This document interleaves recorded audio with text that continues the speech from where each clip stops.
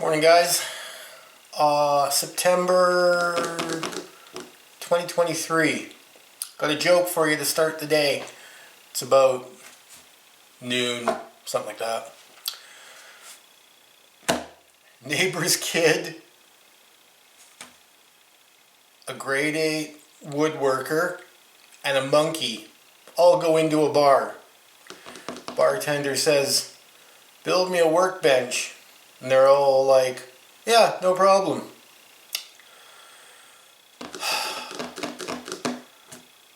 That's what I feel like when I built this. A sheet of 3/4 inch plywood, cut lengthwise, 24 inch tabletop by 8 foot. Could have been a little bit wider, but it would have meant I would have had to buy 2 sheets of plywood. Would have liked it to be about 30 inches deep, not just 24. Had the bright idea of mosquito. Had the bright idea of I'll use 6x6 posts for legs. So how am I going to attach them to the table? Well, luckily they make 6x6 metal brackets that I screwed to the plywood and then slid the 6x6 post up into it. Unfortunately, they don't really tell you that none of the 6x6s just fit right in. I had to cut them all, shave a few millimeters off at least 2 of the sides for it to fit in. And I also figured out you don't screw the bracket to the table and then put the legs in. You put the bracket on the legs and then screw that to the table. Because the way I did it, I had to take them all off. I screwed them to the posts, and then when I put them back onto the tabletop, the holes didn't line up anymore, so I had to ream almost all of them out. And on some of them, when I reamed out the bracket holes, it didn't leave much metal left on the bracket, like a millimeter on some of them. So I wasn't happy with that, but it worked, and it was only maybe 1 or 2 holes that kind of got a little sketchy on, this really has no more holding power on it. Luckily I used some washers and some lock washers. They didn't have the size bolts I wanted. I had to get 3 inch, which were way too long. 2.5 or 2.25 would have did the job. I thought, oh well, I'll just use the 3 inch and then I'll hack them with the grinder, the cutting wheel. And then I thought, well, I spent a lot of money on these bolts. I mean, just the bolts and nuts and washers alone were probably $80. And it's like, I'm not just going to cut all these. Because if I ever want to take the table apart, then the bolts and all that are kind of all hacked up and cut and useless to me. And, down the road, I probably will, in a couple years, maybe redo this knowing what I know now. And I'm also making a video to document it, so I can just re-watch the video and remember my mistakes. I'll probably make a 30 inch, make this like 30 inches wide instead of 24. 24 is okay. 30 would have been better, but I'll show you in a second. I'll grab the camera and show you. I've been here in this place for 3 years, going on 3 years in November. I tore all the walls off. I redid the wiring because some of the receptacles were wired backwards. It didn't have enough lighting on the ceiling. It didn't have enough plugs. Whoever built a shop, I should think it's mandatory that you should at least wire it for two 240 volt outlets. I've already actually used 2 of the 240 volt outlets I put in. I'm using it for a fan. like a heater fan, and my table saw. And I'm thinking of getting a bandsaw, which could also be wired for 240 volt. The 240 volt on your woodworking tools is nice. Your table saws, your jointers, your bandsaws, they start up fast. Like just switch it on, boom, the thing's at full speed, and it's got much more power. It doesn't stall out as much.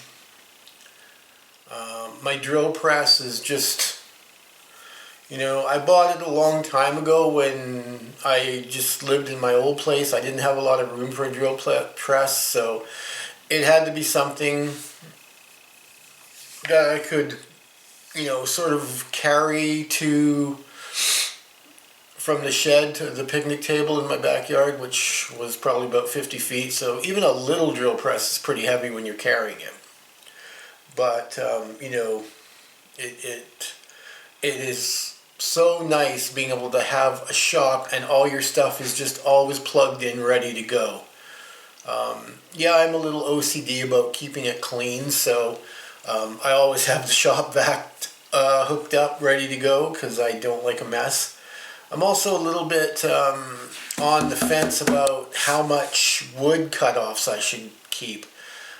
I'll show you in a minute, but I think, these little pieces, they're so small. What are you going to do with them, man? But boy, do they ever make good spacers when you need to just, make a wedge on something or use it like to, add an inch or two when you're jacking something up, like, the car or, whatever the case may be. Wherever you need just a hunk of scrap wood and you don't want to, like, grab one of your new 2x4s and start hacking, 5-inch pieces off that. Just, and it's a lot quicker too when you can just find a hunk of scrap and, use that. Or if you want to use it as a little table for painting something, whatever, who cares if you get paint all over it.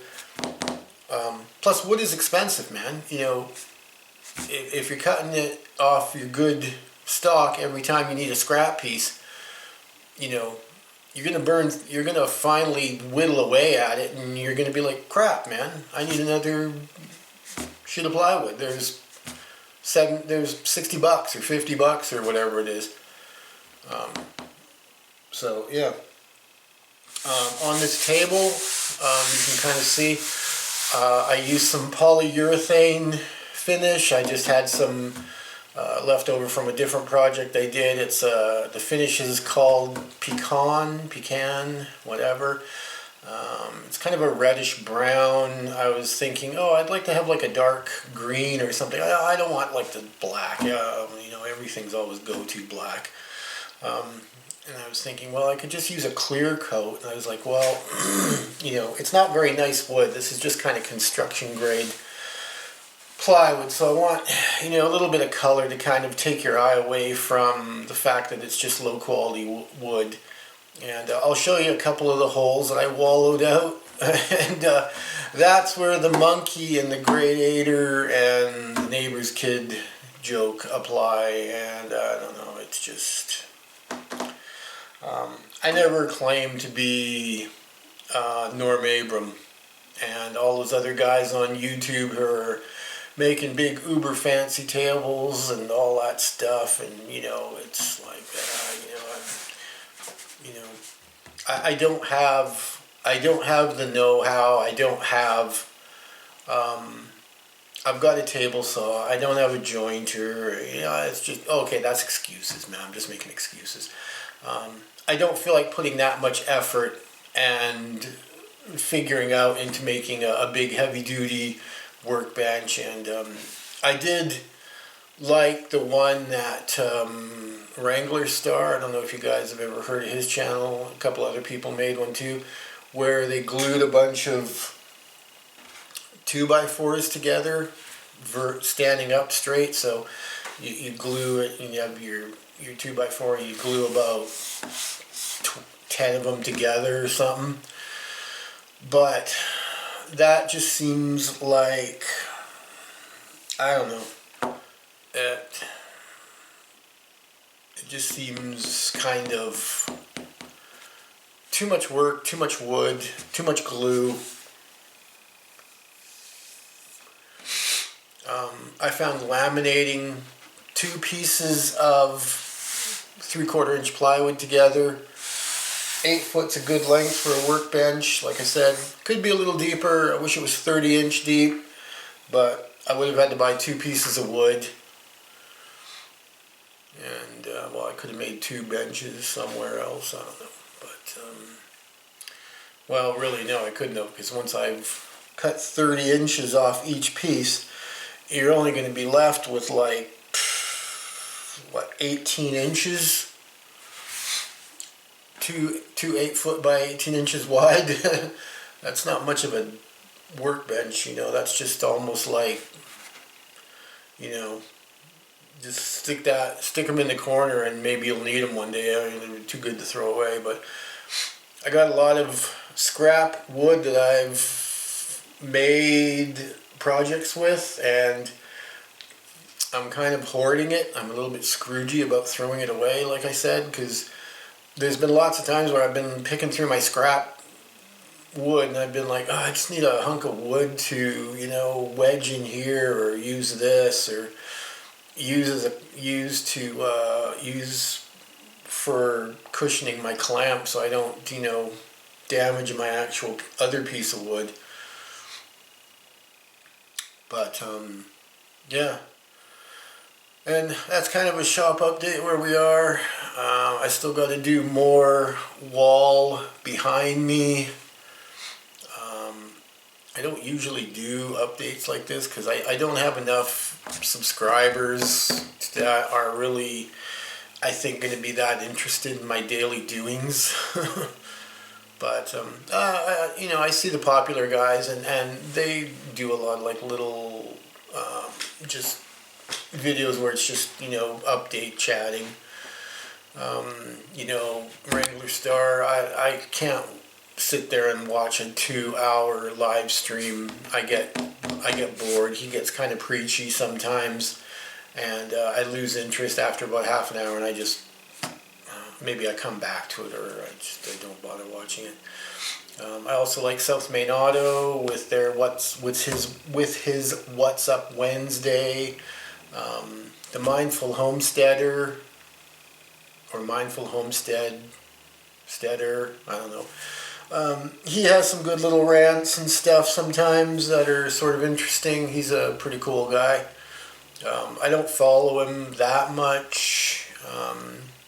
Mostly I started following him because he also had a Kubota BX tractor, but he sold it. He traded it in or sold it and got something else. So, you know, I'm not a homesteader. I don't really raise pigs or chickens or anything like that. I just, and he doesn't have the Kubota tractor anymore. So the only thing keeping me going on his channel is the fact that I've already watched him enough that he's kind of interesting, but sort of, I wouldn't say losing interest, but I don't care if I miss an episode or two. Maybe I'll catch up.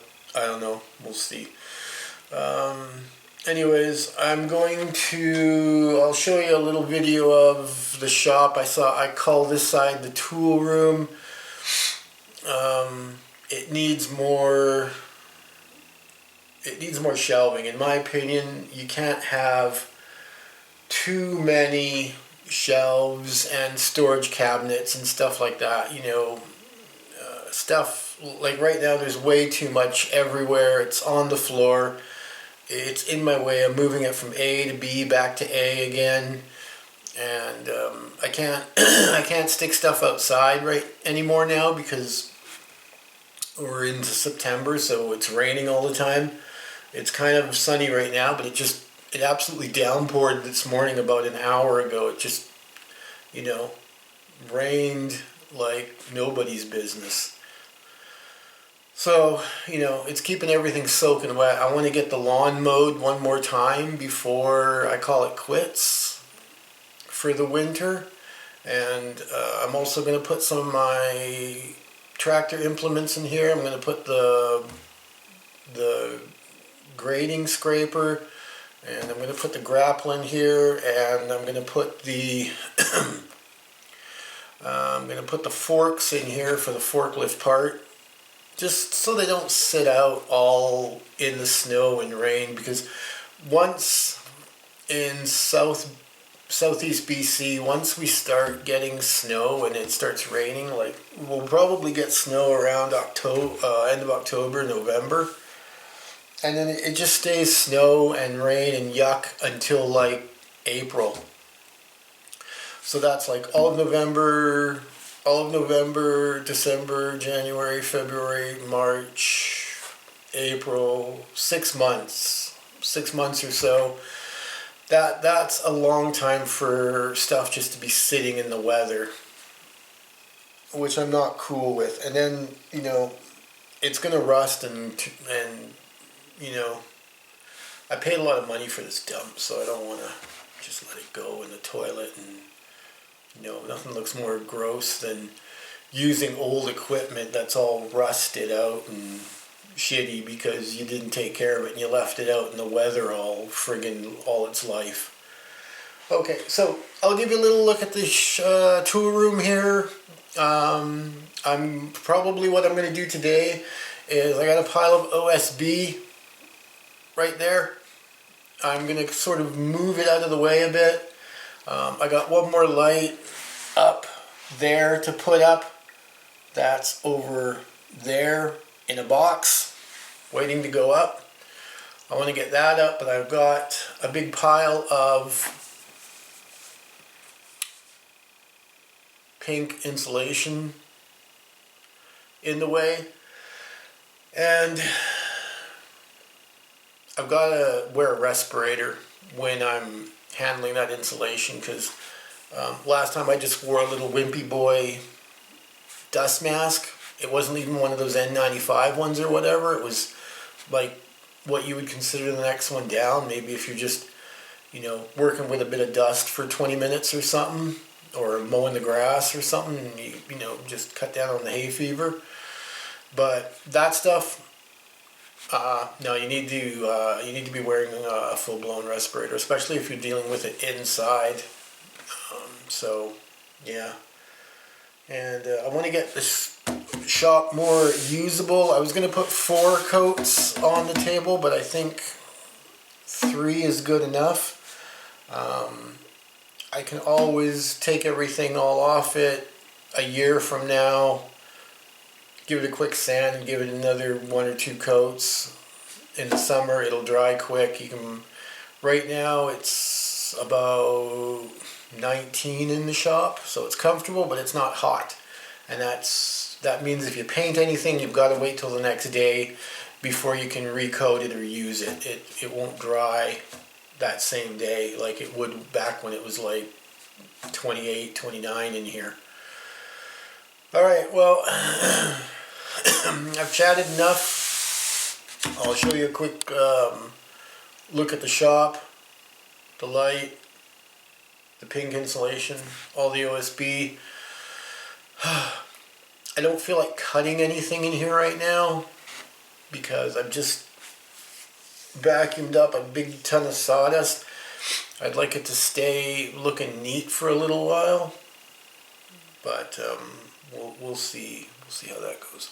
All right, let's have a look.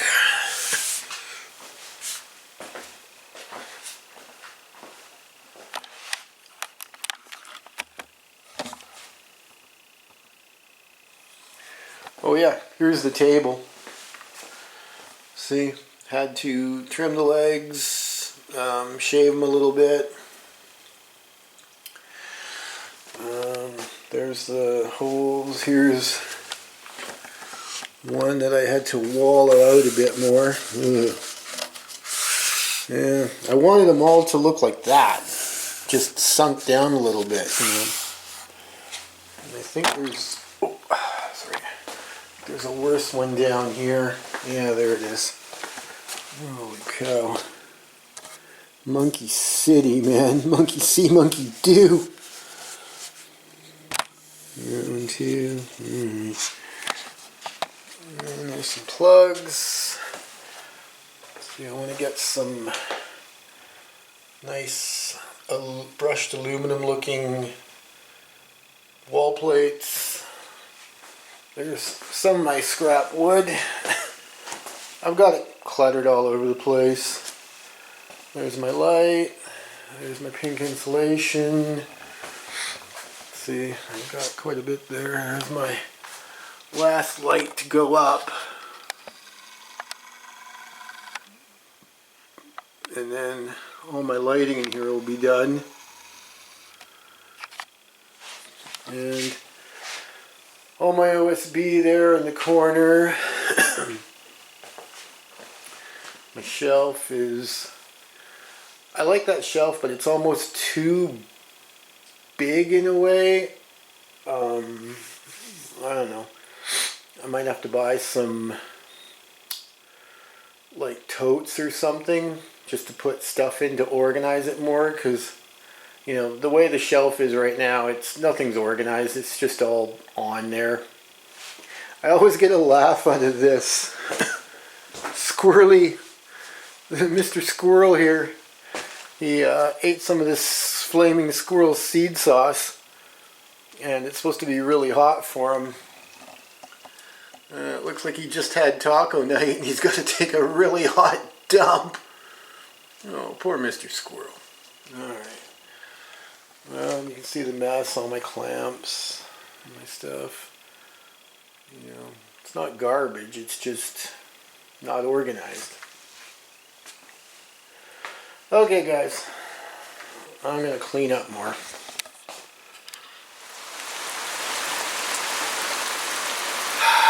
It's pouring with rain. It was raining harder about 20 seconds ago. Wow. What a miserable day. I thought September was still supposed to be kind of nice. Oh well.